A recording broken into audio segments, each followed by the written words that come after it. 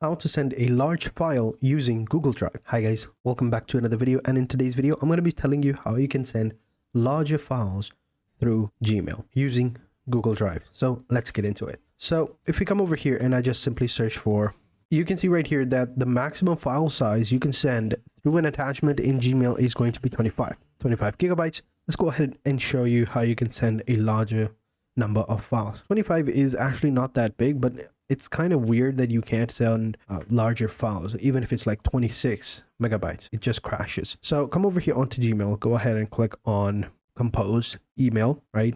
How you normally would send an email. And once it's opened up over here, what you want to do is you want to send an attachment. So let's go ahead and add it. You can see right here, there's the attachment file. And if I try to send, let's say this one is almost 200, right? 200 gigabytes, larger than 200 gigabytes. It's going to tell me that it's larger, and it will automatically upload it to the drive and then share it. So that way we can send a larger number of files. So I should have picked something smaller. Let me try that. Let's go ahead and select this one. So we're going to click on open, and yeah, we're going to upload it directly to the drive.